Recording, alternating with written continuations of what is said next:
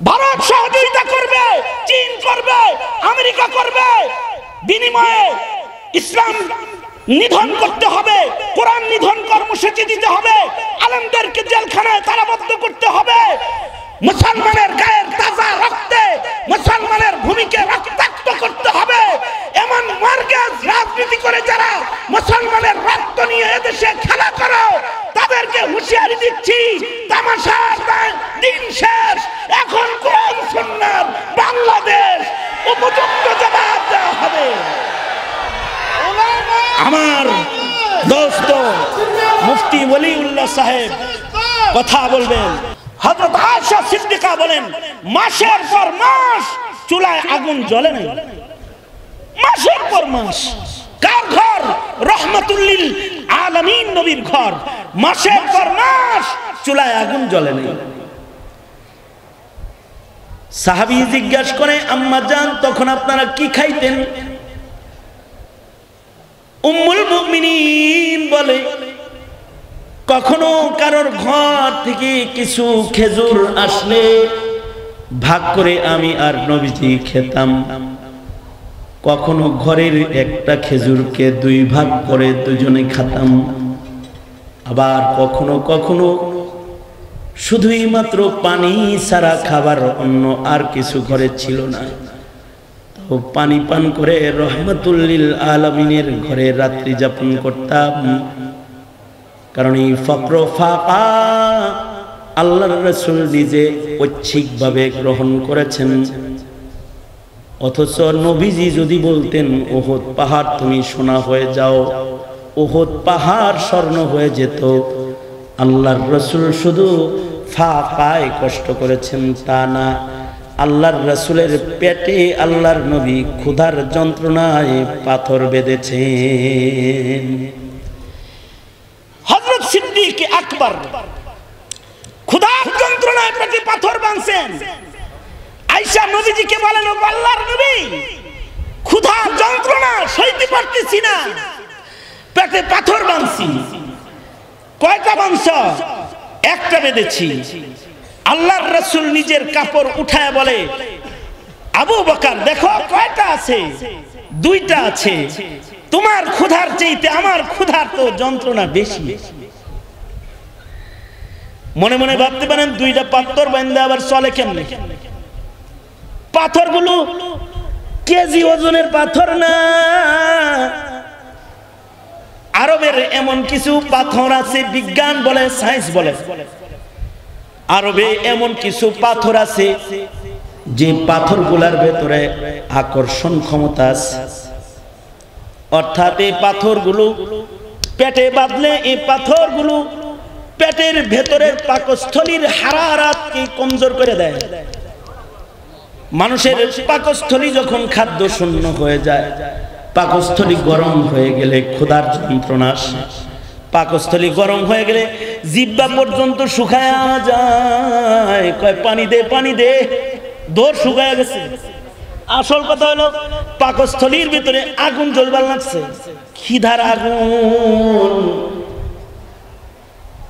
পাকস্থলীর ভেতরে খাবার না দেওয়ার কারণে ভেতরে আগুন জ্বলছে, গরম।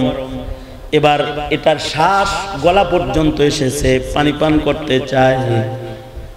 বিজ্ঞান বলে আরবে এমন কিছু পাথর ছিল যে পাথরগুলো পেটে বাঁধলে এই পাথরগুলোর আকর্ষণ শক্তি পাকস্থলীর গরমিকে ঠান্ডা করে দিত।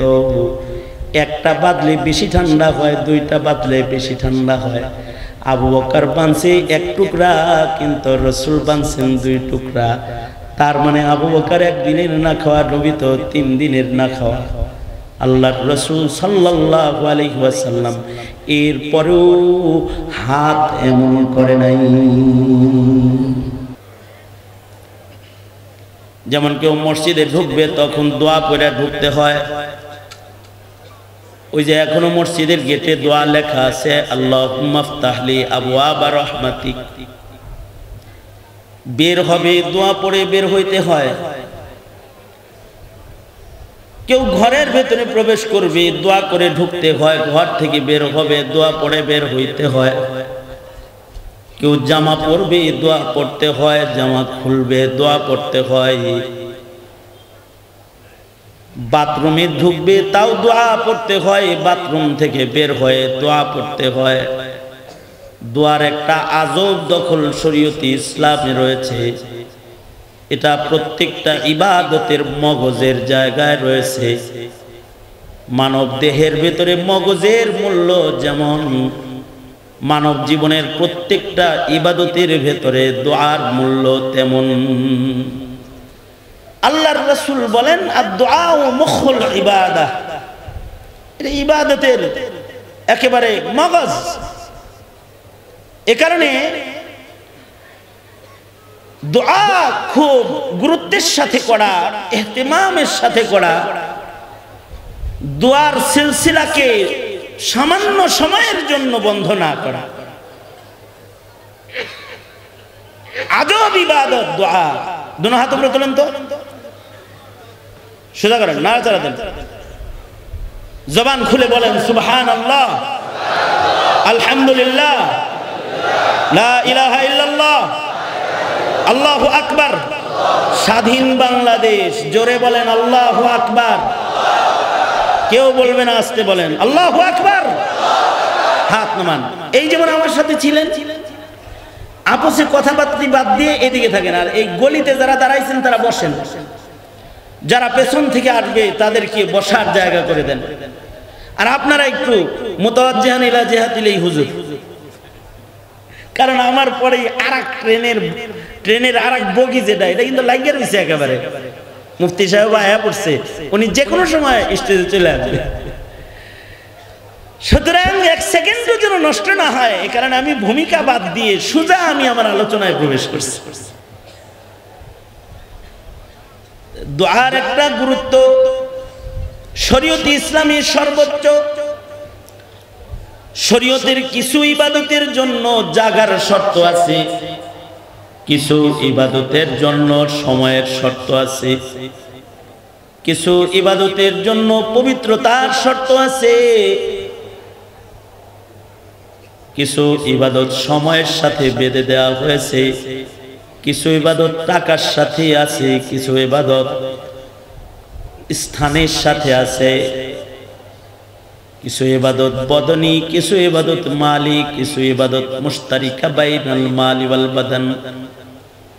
কিছু ইবাদত জায়গায় যায়া না করলে হয় না।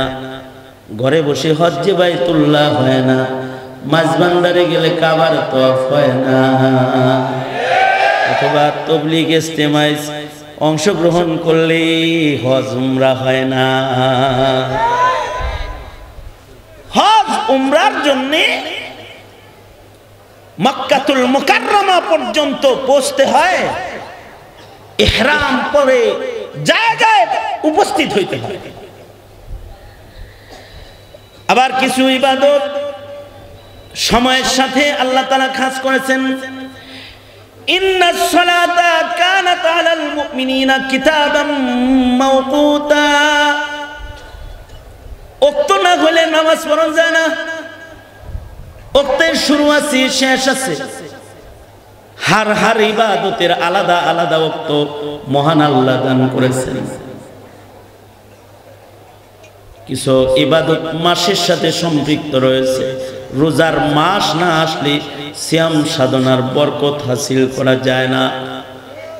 সিয়াম সাধনার আসল বরকত আল্লাহর কাছ থেকে যেটা বান্দা পাবে, রমাদান মাসের সাথে এর সম্পর্ক। এই মাস না আসলে সেই বরকত পাওয়া যায় না। কোরআনে কারীম কেউ পড়তে চায় তো পবিত্র হইয়া ধরতে হয়, কমাস কম নাজিস হালত না হয়, জিসম যেন নাপাক হালত না হয়, তাহারাতের হাল যেন বদনের ভেতরে বাকি রয়। এ কারণে হায়েজার কোরআনে কারীমের তিলাওয়াত নাই, অথবা নামাজ নাই, অথবা জানাবাতের হালতে কোরআনের তিলাওয়াত নাই, আল্লাহ তাআলা কোরআন তেলাওয়াতেরও কিছু শর্ত দিয়েছেন, কিন্তু দোয়া মানব জীবনের এমন একটা ইবাদত যে ইবাদতের ভেতরে মহান আল্লাহ জাগা সময় তহারাত কোনো শর্ত জুড়ে দেন নাই। যেখানে যেথায় বান্দা তার রবের কথা স্মরণ হবে, খালি দরখাস্তটা দিয়া বলবে আল্লাহ আমি কিন্তু এটা চাই। আল্লাহ বলেন চাইবা তুমি, চাওয়ার দায়িত্ব তোমার আর দেওয়ার দায়িত্ব আমি আল্লাহ। আজব এক ইবাদত, নিষিদ্ধ কোনো হালাতে নাই। কোরআন তেলাওয়াতের নিষিদ্ধ হালাত আছে, জিকিরের নিষিদ্ধ হালাত আছে, দোয়ার নিষিদ্ধ হালাত নাই। নামাজের নিষিদ্ধ হালাত আছে, রোজার নিষিদ্ধ সময় আছে, কিন্তু দোয়ার কোনো নিষিদ্ধ হাল নাই। হায়জা ঋতুস্রাব চলছে, নামাজ পড়তে পারে না বটে, দোয়া করতে পারবে। মুসাল্লা বিছায়া ওয়াক্ত মতো 5 বেলা বলবে আল্লাহ সেজদাটা দিতে পারলাম না, মাফ করে দিয়েন।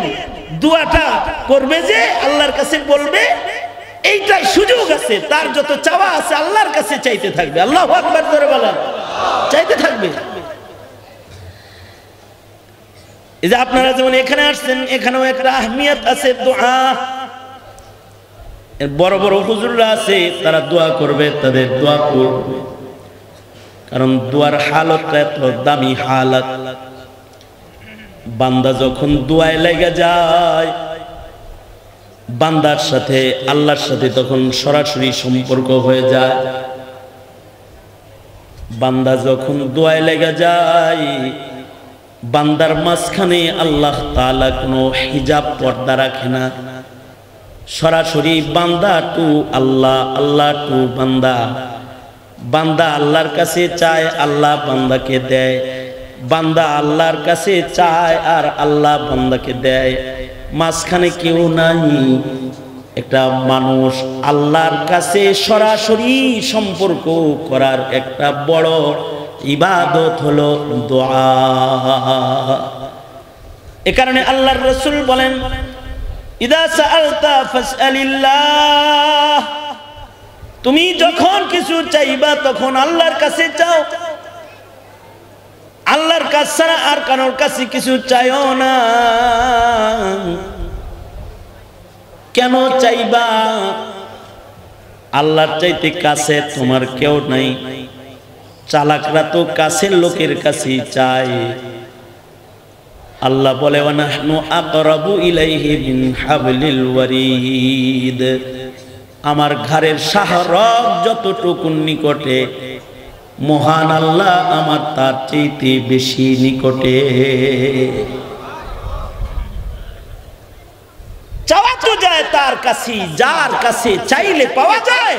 যেটা চেয়েছি এটা যার কাছে আছে তার কাছে চাইলে লাভ আছে। আপনি আন্দাজে একজনের যা কইছেন টাকা দেন, কয় নাই। যা কইছেন 5000 টাকা দেন, ধার দেন, কয় নাই 500 টাকা নিতে পারস। যা চাইছেন তা নাই, অথবা যা চাইছেন যতটুকুন চাইছেন ততটুকুন নাই। তার খাজানা ছোট, কিন্তু আল্লাহ তাআলার খাজানা এত বড় যে বড় খাজানা বান্দা চায় নিয়া কখনো ফুরাইতে পারবে না।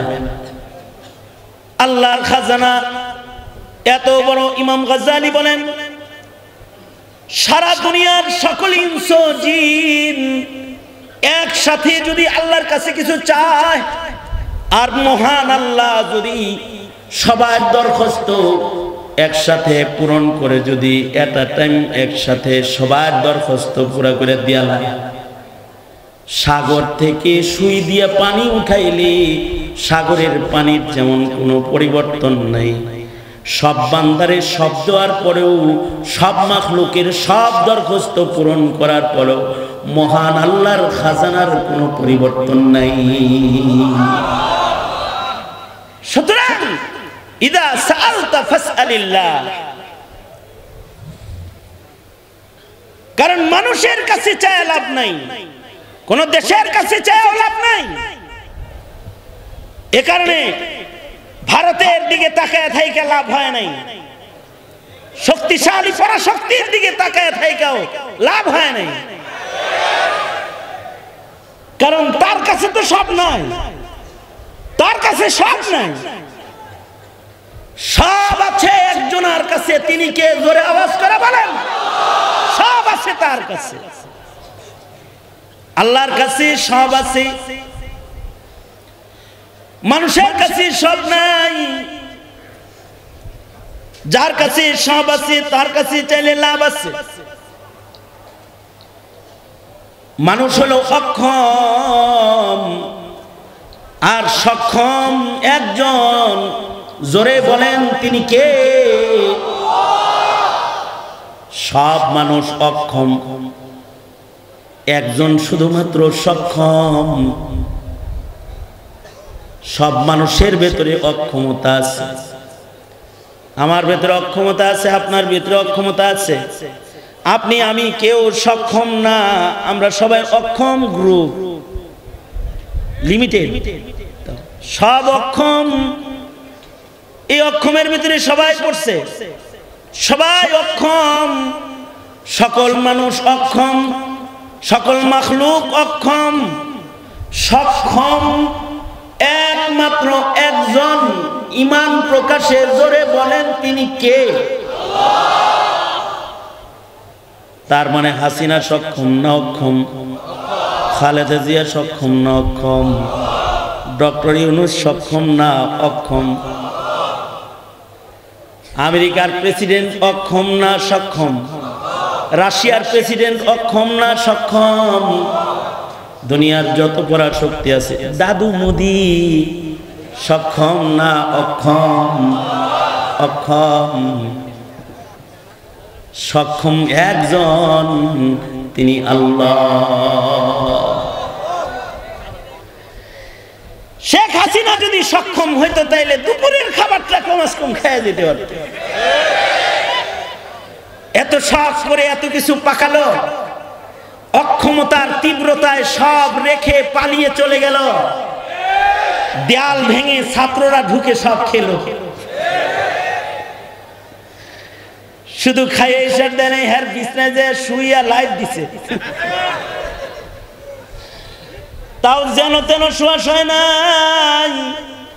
দুনিয়াতে খাটের উপরে জুতা সহ শোয়ার চিত্র অনলাইনে পাবেন কম, কিন্তু যদি গণভবনের চিত্রের দিকে তাকান তো দেখবেন বালকরা, ছোট ছোট যুবক যুবতীরা পর্যন্ত জুতা পইরা যায় হাসিনার বেডে যায় শুইছে। অক্ষমতা এত যে নিজের ইচ্ছা বাস্তবায়নের ক্ষমতা নাই। যদি সক্ষম হতো তাহলে গণভবনে বসে থাকতে পারতো, বেরোয় পালায়া যাওয়া লাগতো না।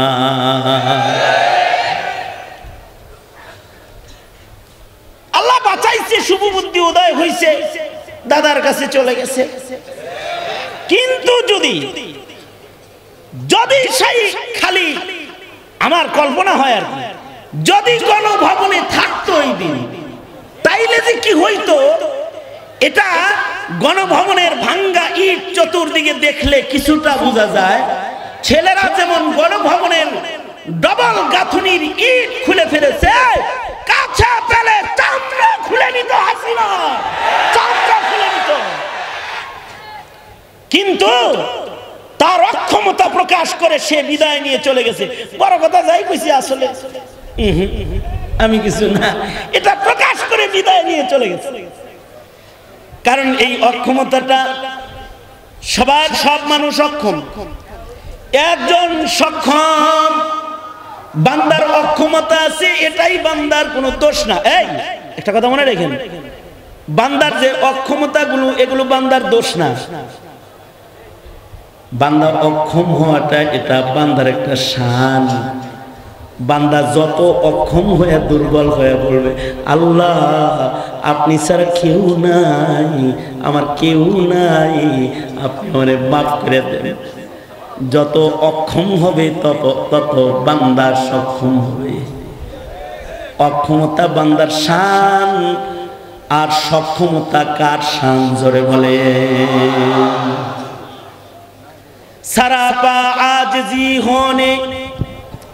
सरापा आजिज़ी होने ने बंदा कर दिया हमको, सरापा आजिज़ी होने ने बंदा कर दिया हमको, वगरना हम खुदा होते जो दिल बे आरज़ू होता। सरापा आजिज़ी होने ने बंदा कर दिया हमको, वगरना हम खुदा होते जो दिल बे आरज़ू होता। আমাদের অক্ষমতা আছে এজন্য আমরা বান্দা, অক্ষমতা না থাকলে তো আমরা হইতাম খোদা। অক্ষমতা আছে এ কারণে আমরা বান্দা। এর বেশি ফটর করবা না।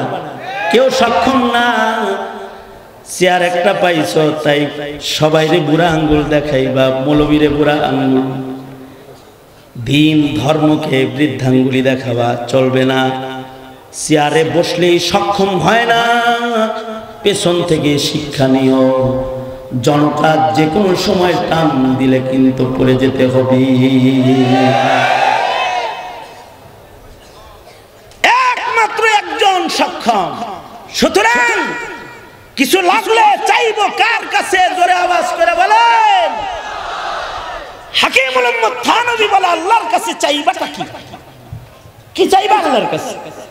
তো হযরত থানভী বলে আল্লাহর কাছে সব চাইবা, এমন কি জুতার ফিতা ছিললে এটাও আল্লাহর কাছে চাইবা।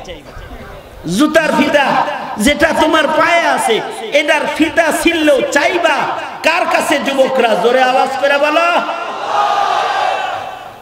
কঠিন কিছু, মনে করো যে বউ লাগবো, বিয়ে করবা, তখন কার কাছে কইবা?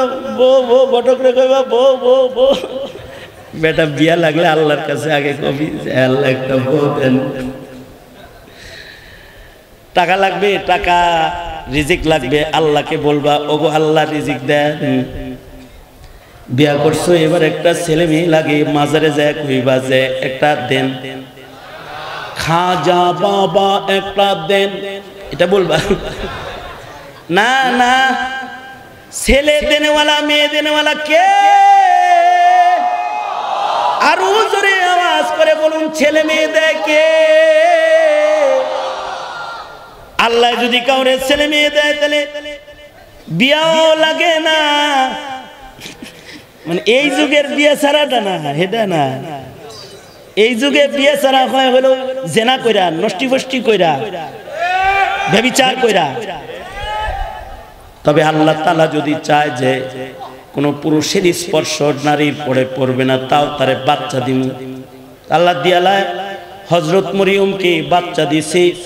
হযরত মরিয়ম বলে কেমনে যে বাচ্চা হইব? কোন পুরুষ আমায় স্পর্শ করে নাই। হযরত জিবরাইল বলে আরে স্পর্শ লাগবে কেন? মহান মাওলা দিবে, তাই তোমার সন্তান হবে। হযরত জাকারিয়া, বয়োবৃদ্ধ জাকারিয়া, যৌবন নাই, বউ একটা হইলো বান্দা, তারপর আল্লাহরে কয় আল্লাহ এটা সন্তান দেন। আল্লাহ তাআলা সন্তান তো দিলেন, মেনশন করে দিলেন নবী দিলাম, নাম শ্রদ্ধা রাখা দিলাম, ছেলে বাচ্চা দিলাম। ইন্নী নুবাশশিরুকা বিগুলাম ইসমুহু ইয়াহইয়া, মেনশন করে দিয়ে দিলেন। তার মানে আল্লাহ তাআলা যদি দেয়, মাঝখানে যৌবনও লাগে না। এমনি তুমি বিয়া করছো দেখে তোমারে বয়ে বাচ্চা দেব, তাও না। বিয়া করলেই আব্বা হন যায় না, অথবা বাবার কাছে যায় চাইলেই সন্তান পাওয়া যায় না। বলুন তো সন্তান দেবে ওয়ালা কে? জুতার ফিতা তো চাইবা, এগুলোও চাইবা। এমন কি ক্ষমতার স্বাদ লাগে মাঝে মধ্যে? এমপি মন্ত্রী হইতে মনে চায় তোমার, ঠিক আছে, এরকম পূর্বের যুগের ওলি বুজুর্গদের হইছে। তো তোমার যদি এটাও দরকার হয় তাও এটা আল্লাহর কাছে চাও, কারণ জনগণ ক্ষমতার উৎস না। জনতা তোমাকে ভোট দিয়ে ক্ষমতায় নিতে পারবে না। আল্লাহ দিলে অটো চলে আসবে, অটো অটো অটো অটো চলে আসবে। আল্লাহ যখন দেয়, সাগরে জন্ম দিয়া অনাথ ফকির বানায়া তারপরেও দিয়ে দেয়। সাদ্দাতরে দিয়েছিল। আল্লাহ যদি দেয় মিসকিনকেও দিয়ে দেয়। আর আল্লাহ যদি কেড়ে নেন, তখন নমরুদ ফেরাউন শক্তিশালী হওয়ার পরেও তার কাছ থেকে ছিনিয়ে নেন, কেড়ে নেন। তার মানে হলো এই ক্ষমতা, এই রাজত্বের একক ছত্র মালিকানা কার? করে আওয়াজ করে বলেন কার? আল্লাহ। এটা চাই চাই তোমার যদি দিলে আসে তাহলে চাও আল্লাহর কাছে, আল্লাহ দেন। হযরত সুলাইমান চেয়ে নিয়েছেন, রব্বি হাবলি মুলকান লা ইয়ানবাগি লি আহাদিন মিন বাদি। অসুবিধা কি? তোমার যদি লাগে চাও আল্লাহর কাছে চাও। জনতার দুয়ারে যে ঘুরলা, সারা জনম মানুষের কাছে যতটি ভোট চাইছস বেটা, অতবার যদি আল্লাহরে ডাক দিয়ে কইতি জান্নাত চাইতে, খোদায় জান্নাত প্যাকেট করে তোর দিয়েই দিত। আমার এলাকায় এক লোক আছে 36 বছর 37 বছর যাবত নির্বাচন করে, এখনো পাস করে না। এই বেচারা ফোন করেছে যে পাস করি আর না করি চাইতে থাকুন, তো হে দাঁড়ায় যা, কিন্তু ফেল করে। ফেল করে মানুষের কাছে ভোট চায়, এমন ভাবে দাঁড়ায়া ভিক্ষা করার দরকার পড়ছে কি? আল্লাহর কাছে চায়। আল্লাহ যদি দেয় তাহলে জেলখানা থেকে বের করে নিজের হাতে মন্ত্রীর মাসনদে আল্লাহ নিজে ইউসুফকে বসায় দিয়েছে, বসায় দিবে। দরকার এটা আল্লাহর কাছে চাও। তোমার যা যা দরকার লাগে সব চাইবা কার কাছে? জোরে আওয়াজ করে বলো যুবক ভাই, আরো জোরে বলো, কার কাছে চাইবা? জোরে বলো, আল্লাহর কাছে। কারণ আল্লাহর কাছে সব আছে, নাই জিনিসটা আল্লাহর কাছে নাই। নাই এমন দোষ আল্লাহ পাকের নাই। আল্লাহ পাক সুবহান, সকল দোষ ত্রুটি তিনি মুক্ত। সুতরাং চাইবা আল্লাহর কাছে চাও। অসম্ভব যদি কোনো কিছু তুমি চাও, মনে রাখবে তোমার মাওলা অসম্ভবকে সম্ভব করা জানে।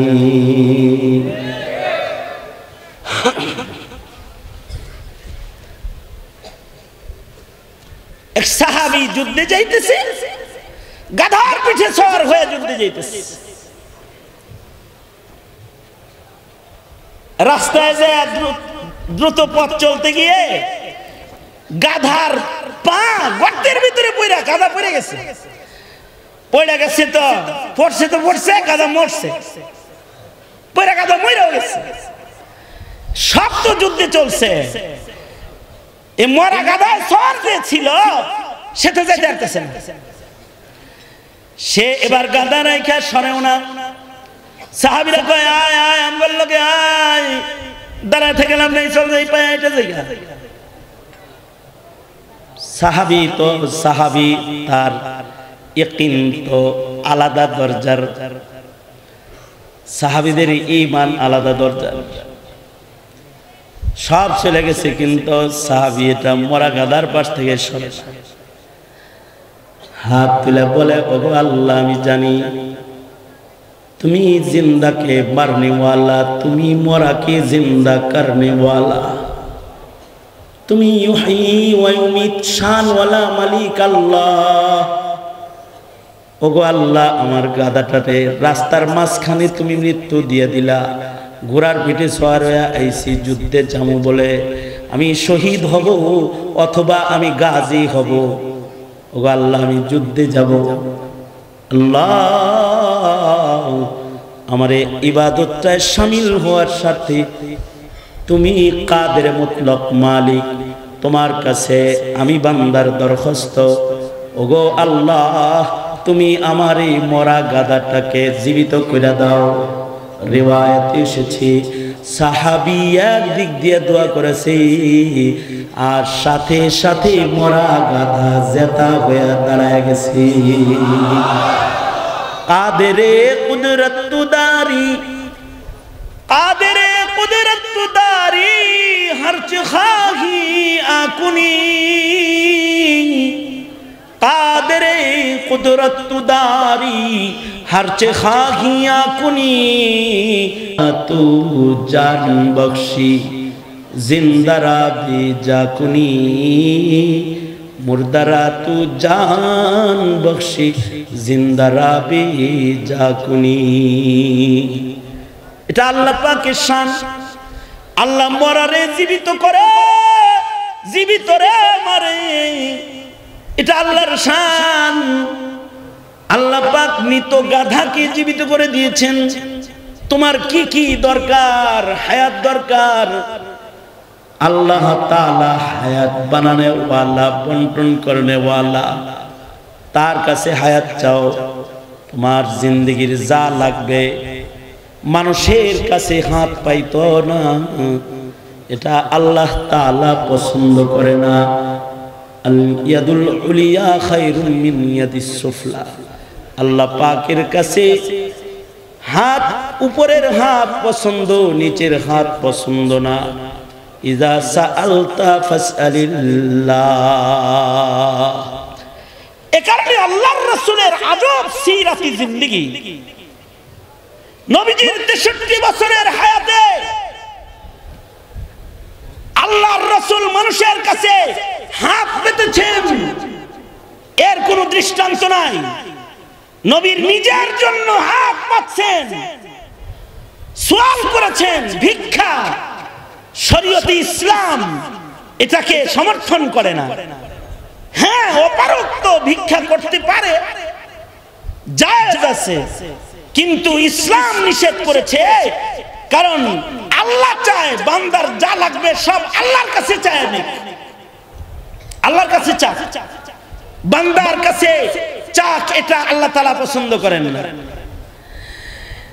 এ কারণে নবী জীবনের ভেতরে কোনো সওয়াল নাই, নবী জিন্দেগিতে সওয়াল নাই। নবী জিন্দেগিতে সিরাতের আজব হিস্সা হলো ফাঁকা আছে, সওয়াল নেই। ফাঁকা কি পরিমাণ আছে? হযরত আয়েশা সিদ্দিকা বলেন, মাসের পর মাস চুলায় আগুন জ্বলে না, মাসের পর মাস। কার ঘর? রহমাতুল লিল আলামিন নবীর ঘর। মাসের পর মাস চুলায় আগুন জ্বলে না। সাহাবী জিজ্ঞাসা করে, আম্মা জান তখন আপনারা কি খাইতেন? উম্মুল মুমিনিন বলে, কখনো কারোর ঘর থেকে কিছু খেজুর আসলে ভাগ করে আমি আর নবীজি খেতাম। কখনো ঘরের একটা খেজুরকে 2 ভাগ করে দুজনে খেতাম। আবার কখনো কখনো শুধুই মাত্র পানি ছাড়া খাবার, অন্য আর কিছু ঘরে ছিল না, তো পানি পান করে রহমাতুল লিল আলামিনের ঘরে রাত্রি যাপন করতাম। কারণ এই ফকর ফাঁকা আল্লাহর রাসূল নিজে ঐচ্ছিকভাবে গ্রহণ করেছেন। অথচ নবীজি যদি বলতেন উহুদ পাহাড় তুমি সোনা হয়ে যাও, উহুদ পাহাড় স্বর্ণ হয়ে যেত। আল্লাহর রাসূল শুধু ফাঁকায় কষ্ট করেছেন তা না, আল্লাহর রাসূলের পেটে আল্লাহর নবী ক্ষুধার যন্ত্রণায় পাথর বেঁধেছেন। হযরত সিদ্দিক আকবর ক্ষুধার যন্ত্রণায় পেটে পাথর বাঁধছেন। আয়েশা নবীজিকে বলেন, ও আল্লাহর নবী, ক্ষুধার যন্ত্রণা সইতে পারতেছি না, পেটে পাথর বাঁধছি। কয়টা বাঁধছ? একটা বেঁধেছি। আল্লাহর রাসূল নিজের কাপড় উঠায় বলে, আবু বকর দেখো কয়টা আছে? 2টা আছে। তোমার ক্ষুধার চাইতে আমার ক্ষুধার তো যন্ত্রণা বেশি। মনে মনে ভাবতে পারেন দুইটা পাথর বাঁধলে আবার চলে কেমনে? পাথরগুলো কেজি ওজনের পাথর না। আরবের এমন কিছু পাথর আছে, বিজ্ঞান বলে, সায়েন্স বলে, আরবে এমন কিছু পাথর আছে যে পাথরগুলোর ভেতরে আকর্ষণ ক্ষমতা আছে। অর্থাৎ এই পাথরগুলো পেটে বাঁধলে এই পাথরগুলো পেটের ভেতরের পাকস্থলীর হারারাতকে কমজোর করে দেয়। মানুষের পাকস্থলী যখন খাদ্য শূন্য হয়ে যায়, পাকস্থলী গরম হয়ে গেলে ক্ষুধার যন্ত্রণা আসে। পাকস্থলী গরম হয়ে গেলে জিহ্বা পর্যন্ত শুকায় যায়, কয় পানি দে পানি দে, দৌড় শুকায় গেছে। আসল কথা হলো পাকস্থলীর ভিতরে আগুন জ্বলবার লাগছে, খিদার আগুন। পাকস্থলীর ভেতরে খাবার না দেওয়ার কারণে ভেতরে আগুন জ্বলছে, গরম। এবার এটার শ্বাস গলা পর্যন্ত এসেছে, পানি পান করতে চায়। বিজ্ঞান বলে আরবে এমন কিছু পাথর ছিল যে পাথরগুলো পেটে বাঁধলে এই পাথরগুলোর আকর্ষণ শক্তি পাকস্থলীর গর্মিকে ঠান্ডা করে দিত। একটা বাঁধলে বেশি ঠান্ডা হয়, দুইটা বাঁধলে বেশি ঠান্ডা হয়। আবু বকর বাঁধছে এক টুকরা, কিন্তু রসুল বাঁধছেন 2 টুকরা। তার মানে আবু বকর একদিনের না খাওয়া, নবী তো 3 দিনের না খাওয়া। আল্লাহর রাসূল সাল্লাল্লাহু আলাইহি ওয়াসাল্লাম এরপরেও হাত এমন করে নাই, ভিক্ষা করে নাই। শরীয়তে ইসলামে আরো এমন কিছু জিনিস আছে যা হালাল করা হয়েছে, কিন্তু আবগাজুল হালাল আত-তালাক, হালাল করা হয়েছে তালাককে, কিন্তু আবগাজ নিকৃষ্ট। সমাজে তালাকের প্রচলন খুব বেশি, অথচ জায়েজ তালাক, তালাক জায়েজ, তালাক দেওয়ার জায়েজ হালত আল্লাহ রেখেছেন। নবী 63 বছরের জীবনে আল্লাহর রাসূলের বৈবাহিক জীবনগুলো দেখলে 11 জন বউ, কিন্তু নবীর জীবনে কোনোদিন তালাক শব্দ মুখে উচ্চারণ করেন নাই বিবির দিকে। কেন দিলেন না? কেন? নবীর বিবির লোকে ঝগড়া লাগে নাই কখনো? নবীর বিবিদের সাথে নবীজির গ্যাঞ্জাম লাগে নাই?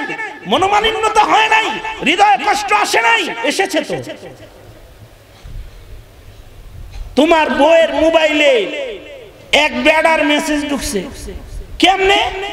হেই বেড়া দিছিল হের বউরে, কিন্তু ডিজিট একটা ভুল হয়ে গেছে তোমার বউয়ের কাছে। উদাহরণস্বরূপ, কি এই লোক তোকে ভালোবাসে, এই নি কারবার, গত রাত্রে দেখা করেছে তো। হের বললো কি দেখা করছে গত রাত্রে? ডিজিট ভুল হইছে, ডিজিট ভুল হইছে। এবার যাওয়ার কথা ছিল শিউলির কাছে, এটা গেছে গা ইয়াসমিনের কাছে। বুঝরাইছে? আল্লাহু আকবার, আল্লাহু আকবার। দোস্ত আর 2 মিনিট।